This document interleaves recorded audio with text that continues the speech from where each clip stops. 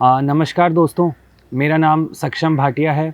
मैं इस बार यूपीएससी 2024 की परीक्षा में 83rd रैंक से पास हुआ हूँ और आज डीकेटी प्लेटफॉर्म के माध्यम से आप सभी के सामने आया हूँ अपने ज़िंदगी के कुछ अहम पलों को शेयर करने के लिए, अपनी स्ट्रैटेजी को शेयर करने के लिए, ताकि आप लोगों को भी वो बातें पता लग सकें जो ज़रूरी हैं जानना, कि कैसे इस जर्नी में हमें आगे बढ़ना चाहिए, कैसे लाइफ के कुछ प्रॉब्लम्स को फेस करके हम आगे बढ़ सकते हैं।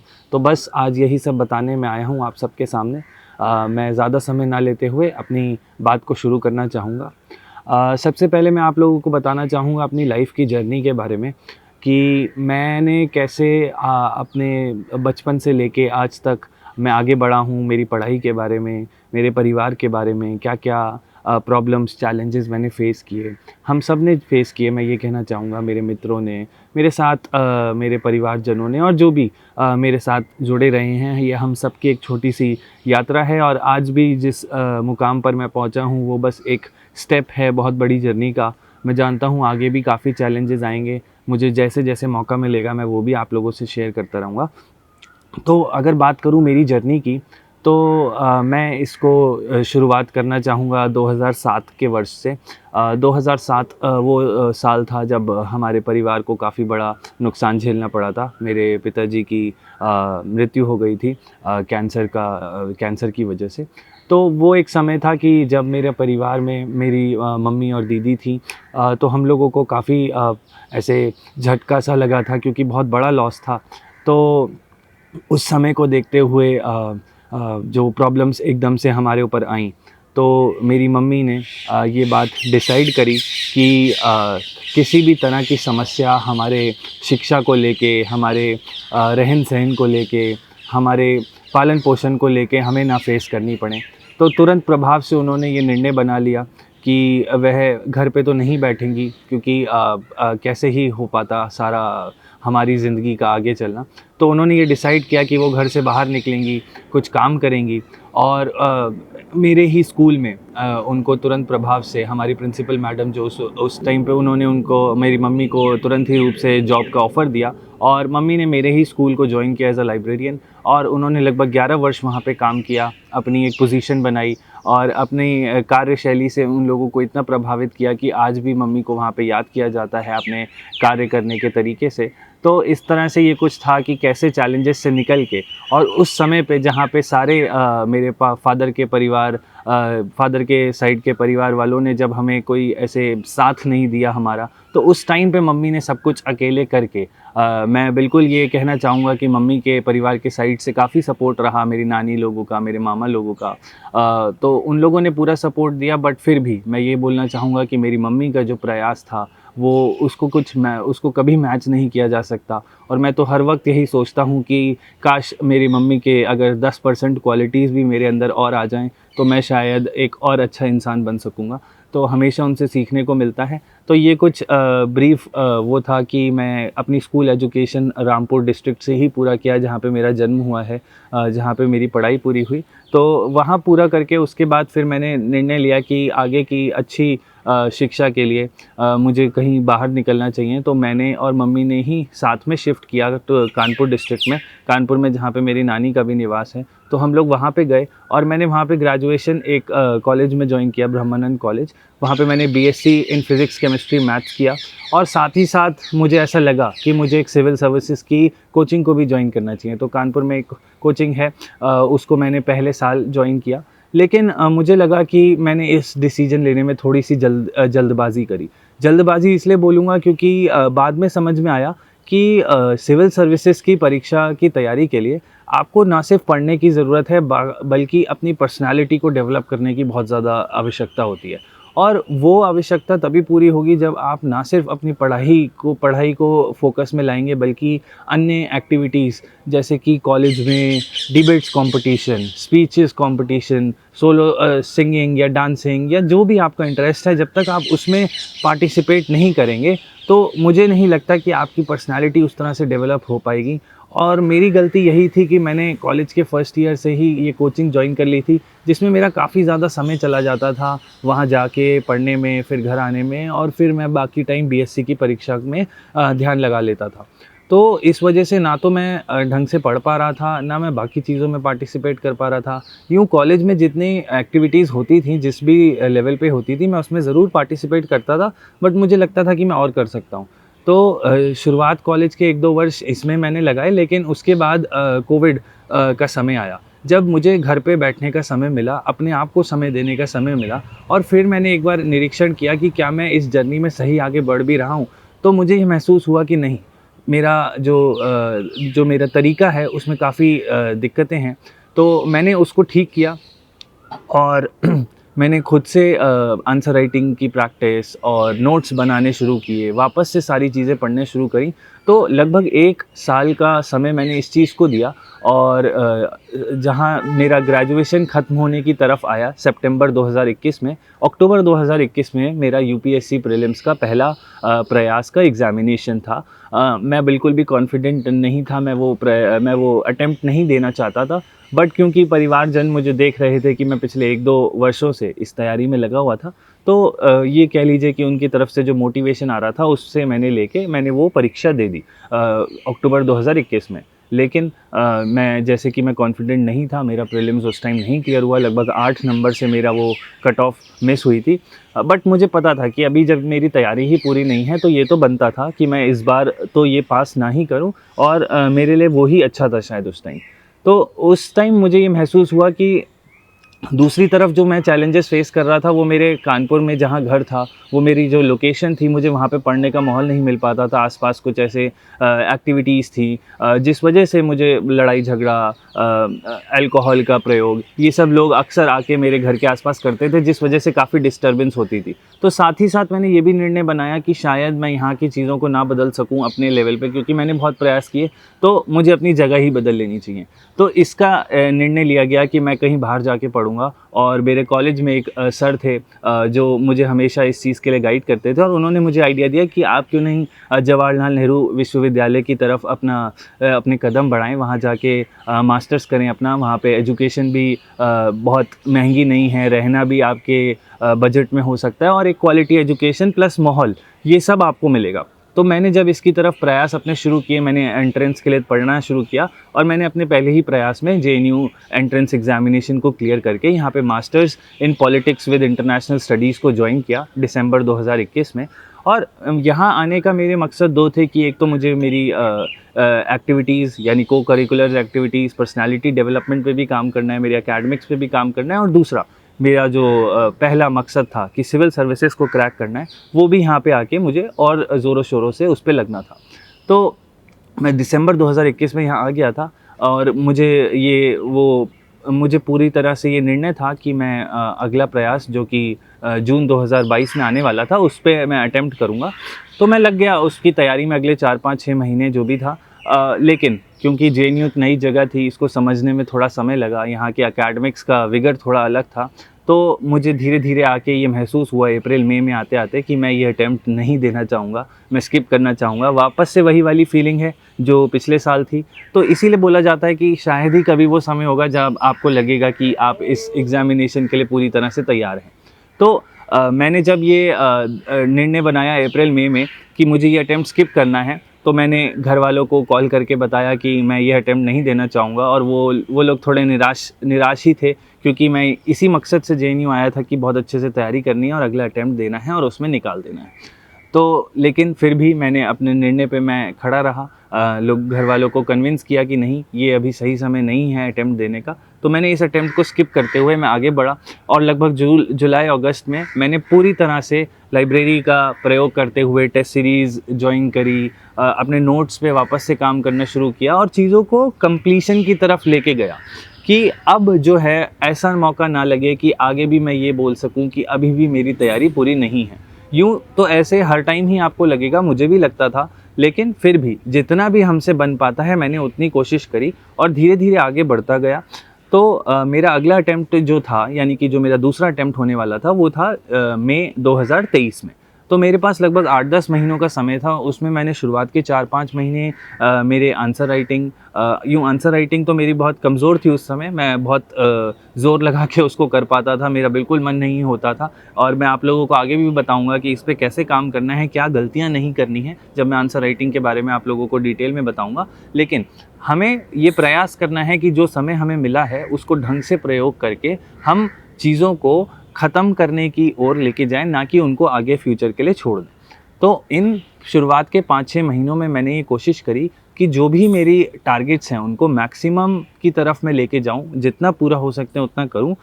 सो मैंने ऐसे ही किया और अगले 5-6 महीने में लगभग 60-70% सिलेबस के मैंने नोट्स बना लिए थे। तो ये टाइम है अब दिसंबर 2022 का, अगले 6 महीने बचे हैं प्रीलिम्स में। तो उसके बाद मैंने क्योंकि मेरे को फर्स्ट सीरियस अटेम्प्ट होने वाला था ये, तो मैंने प्रीलिम्स की तरफ शिफ्ट करने का डिसीजन बनाया। तो लेकिन क्योंकि टेंशन थी मेरे आगे के करियर की भी, क्योंकि सिविल सर्विसेज में अनसर्टेनिटी बहुत है। तो मैं जब जेएनयू में रह रहा था तो मुझे पता लगा कि आगे हायर एकेडमिक्स में भी हमारे लिए बहुत सारी अपॉर्चुनिटीज़ हैं। तो जेआरएफ का एक एग्ज़ामिनेशन होता है, जूनियर रिसर्च फेलोशिप का, उसका एक एग्ज़ामिनेशन मैंने मार्च 2023 में दिया था और भगवान की कृपा से फर्स्ट अटेम्प्ट में ही मैंने उसको भी क्लियर कर लिया था।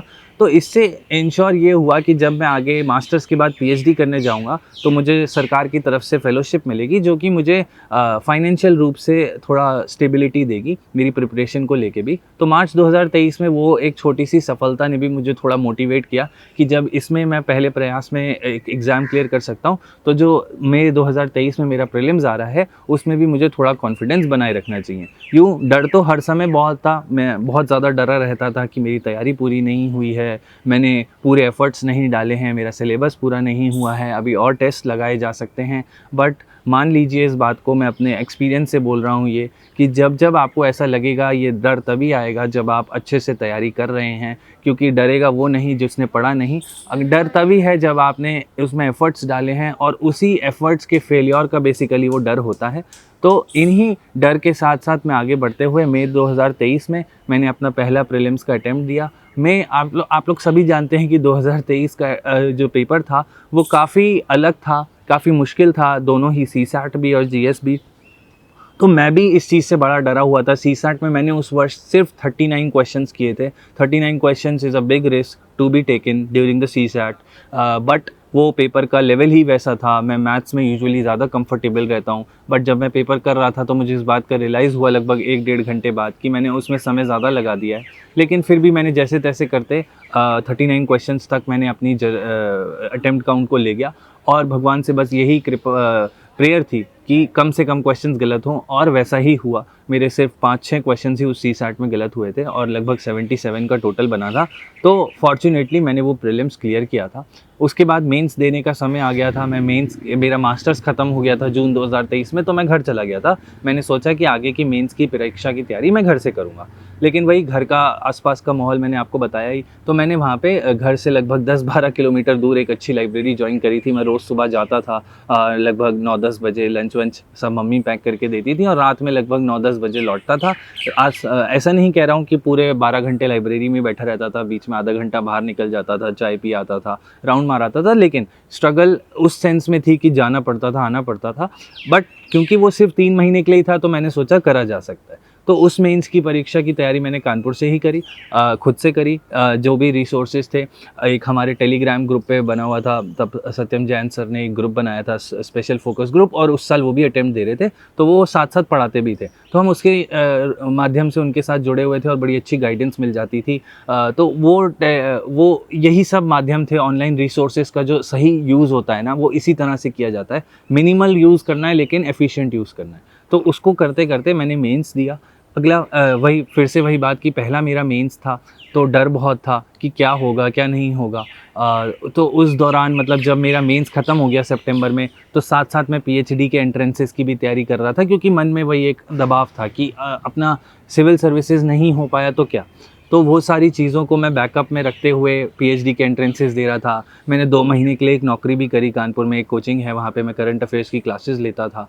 तो ये सारी चीज़ें करी क्योंकि एक तो फैमिली को मेरी ज़रूरत थी, मेरी मम्मी की जॉब नहीं थी उस टाइम, और दूसरी चीज़ ये कि मुझे भी इस बात की सदैव चिंता रहती थी क्योंकि ये एग्ज़ाम ही इतना अनप्रेडिक्टेबल है। हम कहते हैं यहाँ पे यू से यूनियन नहीं, अनप्रेडिक्टेबल होना चाहिए, अक्सर हम इस बात को ध्यान में करते हैं। लेकिन मैं इसीलिए मैं साथ-साथ कर रहा था। मैंने 2-4 यूनिवर्सिटीज़ का एंट्रेंस भी दिया जिसमें जेएनयू भी था, और दिसंबर 2023 तक आते-आते मेरा मेंस का रिज़ल्ट आ चुका था जिसमें फ़ॉर्च्यूनेटली मैंने पास कर लिया था। तो मेरे पहले सीरियस अटेम्प्ट में मैंने प्रीलिम्स क्लियर किया, मेंस भी क्लियर किया, और मैं अब इंटरव्यू देने की तरफ आगे बढ़ रहा था।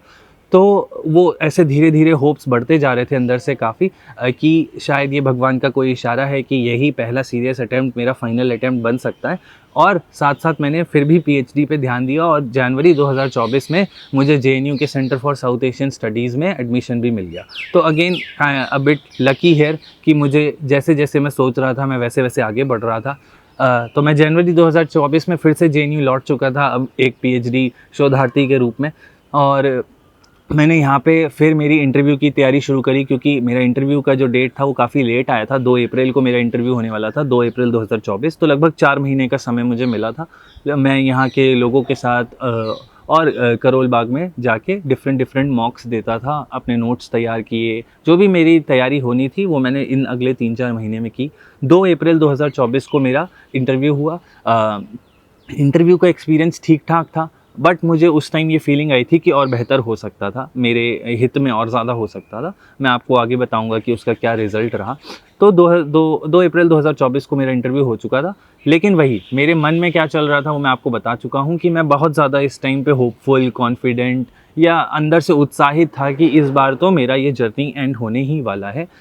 2 अप्रैल 2024 को इंटरव्यू हुआ, 9 अप्रैल को इंटरव्यू लास्ट हो रहे थे और लगभग 1 हफ्ते के समय में परिणाम आने थे। तो मेरा इंतज़ार बहुत ज़्यादा लंबा नहीं था परिणाम को लेके। तो 16 अप्रैल 2024 को जब रिज़ल्ट आया तो मतलब वही मेरे एक्सपेक्टेशंस के बहुत ज़्यादा विरुद्ध जाके वो परिणाम था। मेरा नाम लिस्ट में किसी पोजीशन पे नहीं था। मैंने यहीं पे जेएनयू के ही एक स्थान पर मेरे दोस्तों के साथ वो रिज़ल्ट चेक किया था, मुझे आज भी याद है, और काफ़ी निराशा हुई थी, मैं बहुत रोया था। उस टाइम मेरे परिवारजन भी मेरे साथ नहीं थे, मेरे दोस्त लोग थे यहाँ पे, बहुत ज़्यादा सपोर्ट मिला था, मतलब उन्होंने ही मुझे संभाला था, लेकिन फिर भी बहुत बड़ी निराशा थी क्योंकि होप्स बहुत ज़्यादा थे। तो मैं उस साल सफल नहीं हो पाया, और मतलब मन में ये सारी बातें आना शुरू हो गई थी कि अभी मुझे इस एग्ज़ामिनेशन को अभी दोबारा नहीं देना है, 1 साल का मैं गैप ईयर लेना चाहूँगा, और मुझे लगता है कि मुझे और तैयारी की ज़रूरत है, शायद इसी वजह से फेलियर हुआ। तो जब मार्क्स लिस्ट निकली मुझे ये बात का रियलाइज़ेशन हुआ कि मेंस की जो मेन कमी थी वो मेंस के मेरे आंसर राइटिंग पार्ट में थी। मैंने कट ऑफ से लगभग 23-24 नंबर ही ऊपर मैं पाया था। 730 मेरा मेंस का टोटल था उस साल, और 171 मुझे इंटरव्यू में प्राप्त हुए थे, जो कि एक अबव एवरेज स्कोर है। तो मुझे लग रहा था इंटरव्यू में ज़्यादा दिक्कत हुई होगी, लेकिन इंटरव्यू में फिर भी मेरा अच्छा परफॉर्मेंस था, लेकिन मेंस में कहीं काफ़ी सारी कमियां थी। तो 901 का मेरा टोटल बना था और 922 उस टाइम कट ऑफ थी, तो लगभग 21-22 नंबर से मेरा छूटा था। तो मैं ये निर्णय बनाना चाह रहा था कि 2024 का अटैम्प्ट मैं नहीं दूंगा, मैं 1 साल का गैप लूँगा, लेकिन वही भगवान का कैसे शुक्रगुजार हूँ कि मुझे इतने अच्छे लोग मेरे आसपास मिले थे, मेरे दोस्तों के रूप में। उन्होंने मुझे मोटिवेट किया कि नहीं कि ये प्रयास आपको देना चाहिए, शायद यही आपका प्रयास अंतिम प्रयास हो सकता है, बाद में आपको किसी चीज़ का गिल्ट ना हो जब आप बाकी लोगों को ये एग्ज़ाम क्लियर करते हुए देखेंगे। मुझे आज भी याद है, मेरे दोस्तों ने मुझे इसी तरह से बोला था। तो मैंने ये मतलब अगला 16 अप्रैल के बाद 16 जून को प्रीलिम्स होना था, 2 महीने का समय था। मैंने 1 महीना लगभग उस निराशा वाले फेज़ में निकाल के फिर मैंने कोशिश करी कि मैं अगले 15-20 दिन की तैयारी करूं। मैंने पढ़ना शुरू किया, जो भी रिवीजन हो सकता था उसको किया, और फाइनली 16 जून को जाके मैं सेंटर पे गया। फिर भी मैं ये सोच रहा था क्या मैं अंदर एग्ज़ाम देने जाऊं या नहीं जाऊं, लेकिन वही भगवान का इशारा था वो कि आपको जाना चाहिए, और मैंने पूरा कॉन्फिडेंस लेके मैं अंदर गया। मैं कहना चाहूँगा कि मैं बहुत कम प्रिपेयर्ड था उस अटेम्प्ट के लिए, लेकिन अगेन वो 2 घंटे जीएस के और वो 2 घंटे सीसैट के शायद मेरे थे उस वर्ष में, और मैंने ये कोशिश करी कि मैं उसको पूरी तरह से यूज़ कर पाऊँ, और फॉर्चुनेटली मैंने उस साल का प्रीलिम्स क्लियर कर लिया।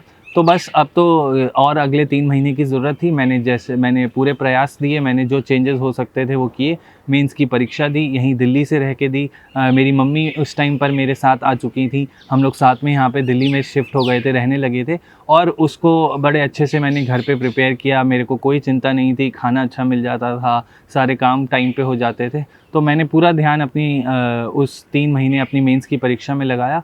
और इस बार डर ज़्यादा था, इस बार कोई होप्स नहीं थी कि मेंस की परीक्षा क्लियर होने वाली है। एकदम अगेंस्ट द फर्स्ट अटेम्प्ट, मतलब जो 2023 का मेरा प्रयास था, जैसे उसमें लगता था कि इस बार तो सब होने वाला है। 2024 में मेरे अंदर काफ़ी नेगेटिविटी थोड़ी थी, थोड़ा डर था कि नहीं, जब पहले उसमें भी मैं फेल हुआ हूँ तो इसमें भी वो हो सकता है। तो वो वाली बात आ गई थी कि इस बार एक्सपेक्टेशंस कम हो गए थे, बस मैं एफर्ट्स डाले जा रहा था।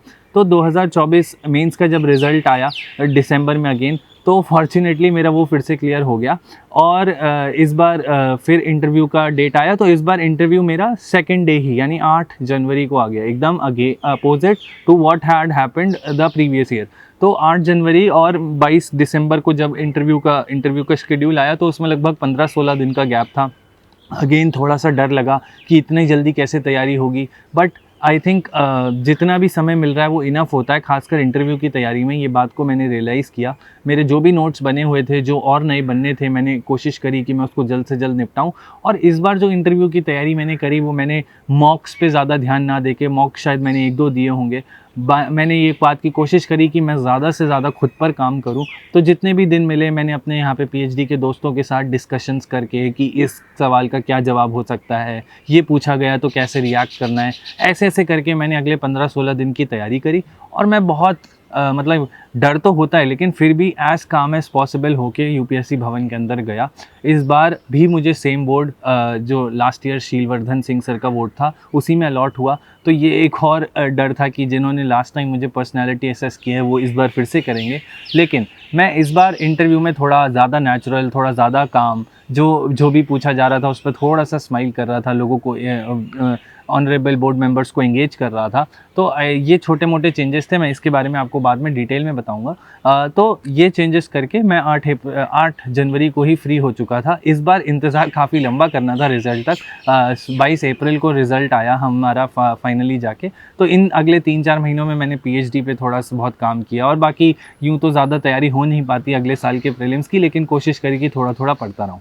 तो 22 अप्रैल को फाइनली रिज़ल्ट की घड़ी आ चुकी थी। इस बार मेरी फीलिंग्स एकदम अपोजिट, जैसे मैंने बताया, कोई होप्स नहीं, कोई नेगेटिविटी, मतलब थोड़ी सी नेगेटिविटी कि शायद इस बार भी ना हो। और बस उस दिन सुबह यही भगवान से प्रे कर रहा था कि भगवान किसी भी पोजीशन पे रिज़ल्ट में नाम दे दो, चाहे जो रैंक आए, लेकिन लास्ट टाइम वाला वो डिसहार्टनिंग मोमेंट मुझे दोबारा नहीं एक्सपीरियंस करना है। मुझे याद है यहीं पे ही जेएनयू के ही एक स्कूल के पार्किंग में हम लोग बैठे थे, मैं अपने दोस्तों के साथ रिज़ल्ट का इंतज़ार कर रहा था, और फाइनली वो घड़ी आई।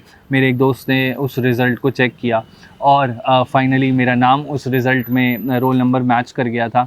रैंक पता लगी तो रैंक 83 थी। तो बहुत बड़ा रिलीफ मोमेंट था। अगले कुछ पलों तक तो मुझे विश्वास ही नहीं हो रहा था कि हाँ, इस बार जब मुझे कोई एक्सपेक्टेशंस नहीं थी, उस बार वो हो गया। लेकिन ये जर्नी थी सिविल सर्विसेज को करने तक की। तो यहाँ तक मैं आपको बस यही बताना चाह रहा था कि बहुत सारी प्रॉब्लम्स आई बचपन से लेके, मैंने आपको अभी तक बताया कि कैसे कैसे मैं आगे बढ़ा हूँ। लेकिन मैंने प्रयास लोगों से सीख के, लोगों से जान के, और ख़ुद की अंदर की भी थोड़ी कॉन्फिडेंस को आगे लेके मैं बढ़ता गया, और यही प्रयास किया कि रुकना नहीं है। चाहे जितनी भी प्रॉब्लम्स आ जाएं, थोड़ा सा समय ज़रूर लीजिए, उससे मोटिवेशन लीजिए, और अगला प्रयास इस सोच के साथ दीजिए कि जो कमियां पिछली बार थी वो इस बार नहीं होनी चाहिए। तो मैंने भी वैसे ही निरंतर प्रयास किए हैं। मैं ऐसा बिल्कुल नहीं कह रहा हूं कि मुझे पूरा विश्वास था कि मैं इस बार सफल हो जाऊंगा। शायद इस बार ना होता तो फिर कुछ ऐसी ही नेगेटिविटीज़ आती, कुछ ऐसे ही अपने ऊपर मुझे वो बात का रियलाइजेशन होता कि फिर से मैंने कोई कमी छोड़ दी, लेकिन शायद फिर से मैं आगे बढ़ता। अभी भगवान की कृपा से मेरी सिविल सर्विसेज की जर्नी यहाँ एंड हो चुकी है। तो यही मेरा मैसेज था आप लोगों को इस डीकेटी के माध्यम से कि प्लीज़ अपने प्रयास दोबारा दीजिए, उन फेलियर से मोटिवेट होजिए, और अपने आप को निरंतर बेहतर बनाए रखिए। तो मैं डीकेटी को फिर से एक बार धन्यवाद देना चाहूँगा, मुझे ये माध्यम देने के लिए कि मैं आप सभी के सामने आऊँ और अपनी इस छोटी सी जर्नी को डिटेल रूप में आप सभी को बता सकूँ। धन्यवाद।